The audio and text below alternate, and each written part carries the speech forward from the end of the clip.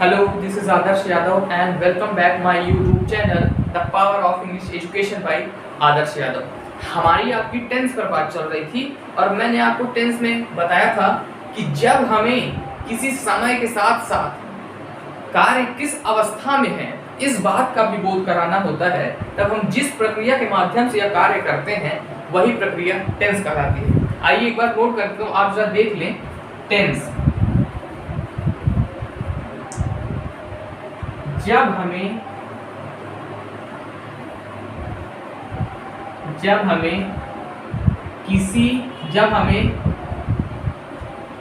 समय के साथ साथ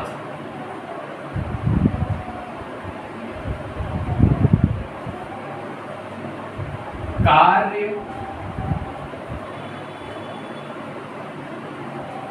जब हमें समय के साथ साथ कार्य किस अवस्था में है, कार्य किस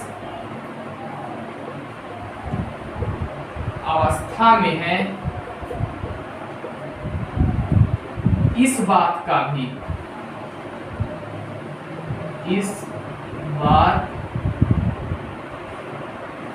भी बोध कराना होता है।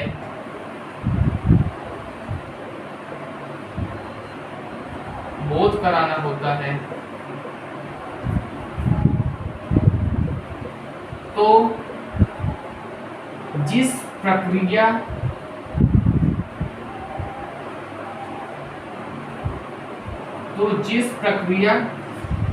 के माध्यम से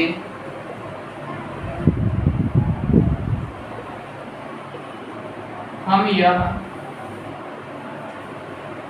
कार्य करते हैं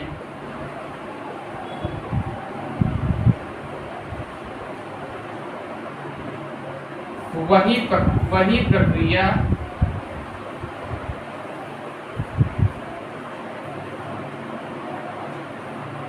टेंस कहलाती है।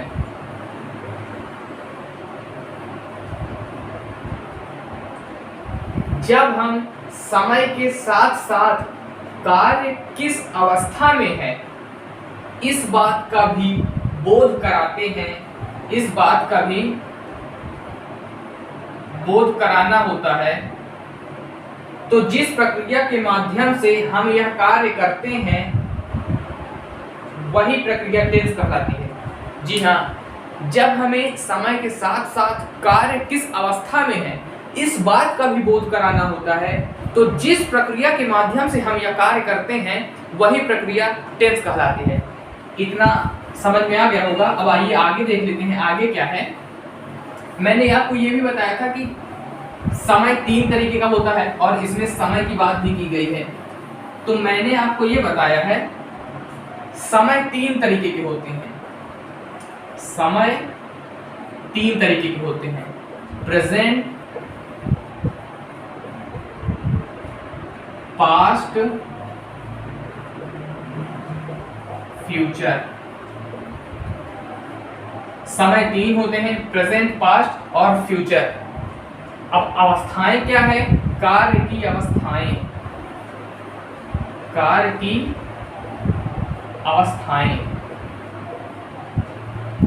ये 4 होती हैं। ये 4 कौन कौन सी होती हैं? आइए आप देखिए। समय 3 होते हैं, ये कल मैंने आपको बता दिया था। अब देख लीजिए समय कार्य की अवस्थाएं क्या होती हैं। किसी कार्य की अवस्थाएं,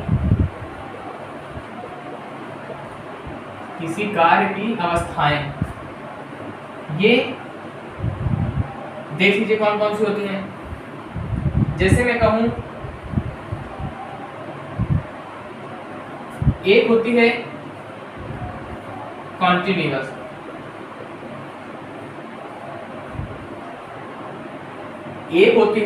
कॉन्टिन्यूअस, कंटिन्यूअस का मतलब होता है जो लगातार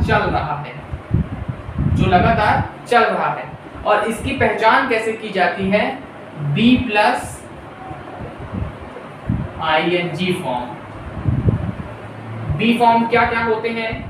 is, am, are, was, were, be being been, ये मैंने आपको बता दिया है। बी फॉर्म पर क्या क्या होते हैं, उसके साथ आईएनजी लग जाए। बी फॉर्म का मतलब ये हो गया कि जो होते हैं is am are was were be being be, जितने भी होते हैं ये सब, ये नहीं समझे कि केवल बी ही, जितनी भी इसकी डुप्लीकेट फॉर्म होती हैं, ये प्योर फॉर्म है, जितनी भी इसकी डुप्लीकेट फॉर्म हुई यदि उनमें आईएनजी फॉर्म लग जाए, जैसे इज के साथ आईएनजी लग जाए, इसके बाद जो वर्ब है उसमें आईएनजी लग जाए, वॉज के बाद कोई वर्ब है उसके बाद आईएनजी लग जाए, जब कभी बी फॉर्म के साथ आईएनजी लग जाए तो वो कंटीन्यूअस दिखाएगा। समझ में आ गया होगा, जब कभी बी के साथ आईएनजी लग जाए तब वो कंटीन्यूअस दिखाएगा। इसका मतलब हो रहा है लगातार चलते रहना, मतलब लगातार चलना, या मतलब काम जारी है, मतलब काम जारी है, काम जारी है। देखिए एक बात और है, आज के बाद आप लोग कभी टेंस को ता ती ते रहा रही रहे था थी थे ये सब में मत पहचानिए। टेंस को पहचानने का सबसे आसान तरीका यही है, वो मैं बता रहा हूं आपको। पहली बार कार्य की अवस्थाएं होती हैं, पहली मैंने आपको एक continuous form be plus ING, यदि ये कहीं आपको दिखे तो इसका मतलब आप समझ जाइए कि काम कंटीन्यूअस है या जारी है। दूसरा है परफेक्ट।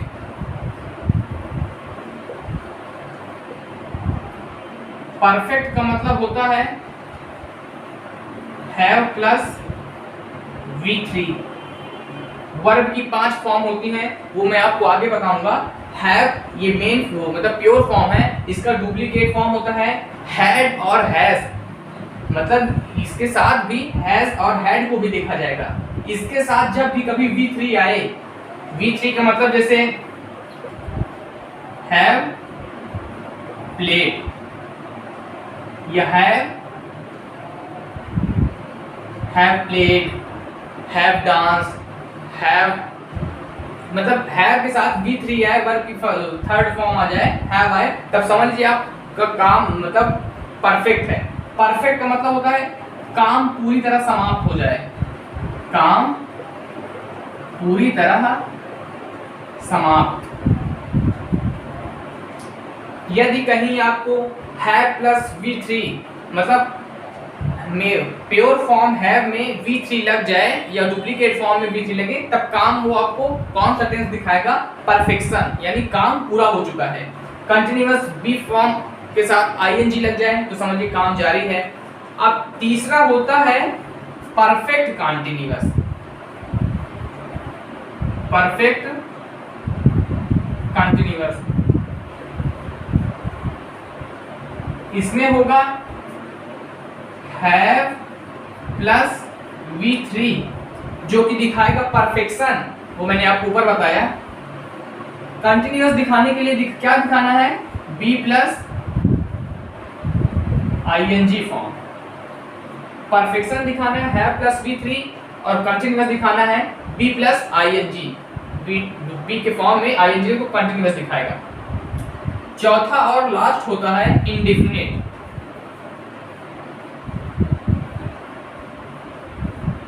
इंडेफिनिट का अर्थ होता है अनिश्चित, जो निश्चित ही ना हो।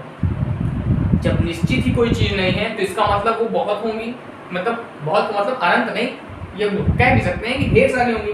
इंडेफिनिट का मतलब होता है जब अनिश्चित है, कोई संख्या नहीं है, तो इसमें आप लिखिए, समझ लीजिए सेवरल स्ट्रक्चर।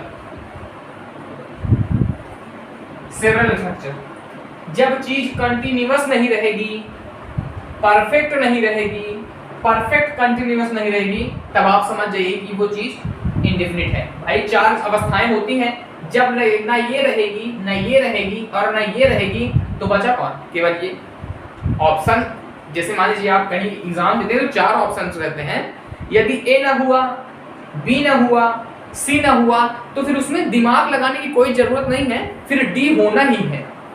डी का फिर होना तय है, उसमें आप उसको करेक्ट मतलब उसको हल करके समय फालतू खराब ना करें। यदि जब ए ना हुआ, बी ना हुआ, सी ना हुआ, तो स्वाभाविक सी बात है डी है। उसी तरह ये यदि कंटीन्यूअस ना हुआ, परफेक्ट ना हुआ, परफेक्ट कंटीन्यूअस ना हुआ, तो जाहिर सी बात है वो इंडेफिनिट होगा। अब कंटिन्यूअस की बात कैसे कर रहा हूं, काम जारी है। जैसे मेरी आपसे बातचीत चल रही है, सेंटेंस समझिए, मेरी आपसे बातचीत चल रही है तो ये काम जारी है, तो समझ लीजिए कौन सा है टेंस हो गया, कंटिन्यूअस। परफेक्ट, काम पूरा हो गया, मेरी आपसे बात हो चुकी है, मैं बात करके चला गया, मेरी बात पूरी हो गई, तो इसका मतलब परफेक्ट हो गया, काम खत्म, तो ये परफेक्शन हुआ, जिसको दिखाना है प्लस V3 से। परफेक्ट कंटिन्यूअस, इसमें काम पूरा भी हो चुका है और चल भी रहा है। आप सोचेंगे ऐसा कैसे हो सकता है, तो ऐसा होता है जैसे मैं मान लूं कि राम 3 वर्षों से सिविल परीक्षाओं की तैयारी कर रहा है। देखिए कर रहा है, वो काम जारी भी है, 2 वर्ष 3 वर्ष जितना भी वर्ष है, मतलब समय भी बीत रहा है, तो ये इतना परफेक्ट हो गया ना भाई, 2 वर्ष का समय बीत चुका है कि काम हो चुका, और वो तैयारी आज भी कर रहा है, निरंतर कर रहा है, तो इसका मतलब कंटिन्यूअस है। काम पूरा भी हो जाए और काम जारी भी रहे तो वो हो गया परफेक्ट कंटिन्यूअस। इंडेफिनिट की बात तो मैंने आपको बता दी है, जब ये तीनों चीजें नहीं रहेंगी तो जाहिर सी बात है इंडेफिनिट रहेगा। इतना यही चीजें हैं टेंस समझने की। टेंस की यही 4 अवस्थाएं हैं जो मैंने आपको बता दिया।